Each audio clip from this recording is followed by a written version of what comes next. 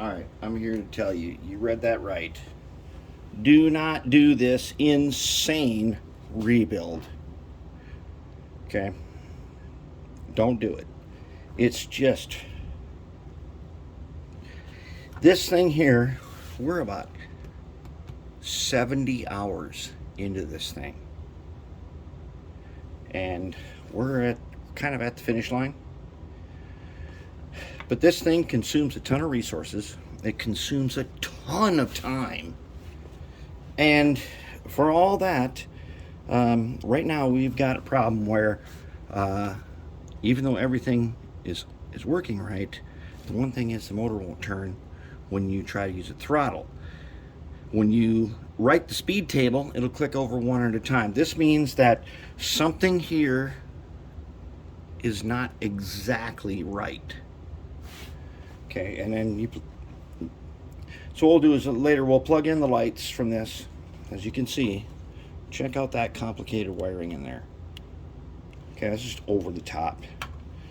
All right, we'll plug in the lights, and what will happen is we'll put it on the track. The light will blink, and then we'll know that we are on the right track to figure out exactly why we are not getting movement. We get everything else but movement. Why are we doing this? Okay, you go to the train show, you'll find this guy. $5. It'll be under the table, on the bottom side, in the bargain bin, because no one wants it. And I'll tell you why. One, the fuel tank right here is not just the fuel tank, it is also the gearbox.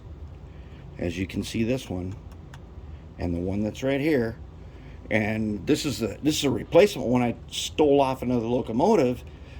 The original one, which I can't really find it, but it's around here somewhere. Zinc, rot, pest. They all have pest. And I had to do a bunch of machining to get this to fit. But this guy here, you will see in the bargain bin everywhere. And you'll be tempted to get him because this U25C has really excellent detail. It's almost got a scale width hood. I always thought it did have a scale width hood until I put the Mabuchi 266 face ripper in there, which fits, and that's a size 2 motor. This motor does not fit in a true scale width hood, but it fits here. Not only that, the motor is at an angle. We have it attached with our silicone hose, and the drive shafts underneath are also silicone hose. Now, I've tested this in DC, and it works awesome. It's amazing. It's incredible. And it is only, we've used a little bit of goop right there. That's it. That's how we got it mounted. Nothing more. We got some disconnects, constant lighting. I'm going to put it on the track right now. I'm going to show you the green lights turned out. Okay, check this out. Remember when we did pick up both sides? I've got one side held up, and we got pick up both sides. So that was a success. The pick up both sides works because we got both green lights. Let's check them out here. Okay, we got green lights in there, and with the shell on there, they come out through the bottom. So that's pretty good. So we got that down. Now, why are we doing this? Since this is such, not only that, remember, pizza cutters, not just pizza cutters, extreme pizza cutters. We are going to find a way to turn these down on the new lathe. However, I've already built the tool that turns them down, but I have to build a clamp that holds them. That's going to be a very, very tricky business. When you see these guys, okay, if you're a DC guy and you have code 100 track, you can probably do this. They come with this motor, which is not terrible. It draws a lot of power, but it's the same as the steam engines from Rivarossi. And it sits in here like this, and the shaft comes down at an angle. I wanted to correct that a little bit, so I corrected it actually quite a bit. We got about 20 degrees here, silicone, and it works excellent. Excellent. It totally works awesome. You see these guys for $5. I'm telling you right now, if you take on this project, you are going to spend a lot of time on it. So why are we doing this? You know why we're doing this? because we have not conquered this, the ML4000. We've tried, as you can see, here's a face ripper right there. We have tried to conquer this. We have not succeeded. The way we're going to succeed is by doing this, but I don't want you to do this. I'm doing it so you don't have to. That's kind of what we're doing, because we really, these guys are super cool. These ML4000s. All right, but they have the same problem. We solved the problem of pickup from both sides, so we can apply that here. What we have not solved is this problem, the vertical motor with the gear, with the worm gear here. However, a while back, the Shadow brought over some E8s or E9s, I can't remember what they were, which were a slightly later generation than this, and they used one of these old AHM motors, and it was mounted to a platform. We have to make that platform for this.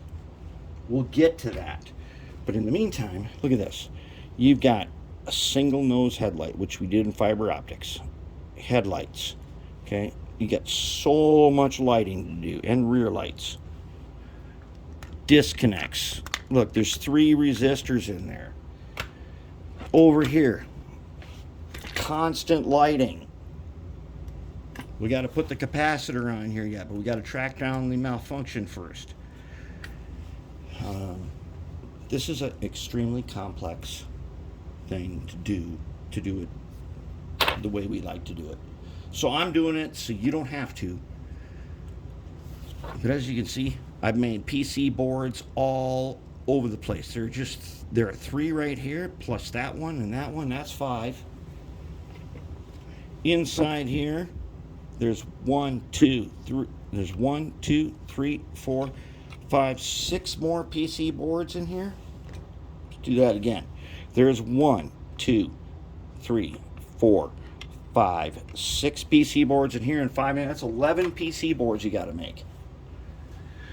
And we're using the simplest decoder. If you didn't get sound in this thing, it'd be crazy. However, there's a ton of room in here. There's enough room in here to do all that stuff.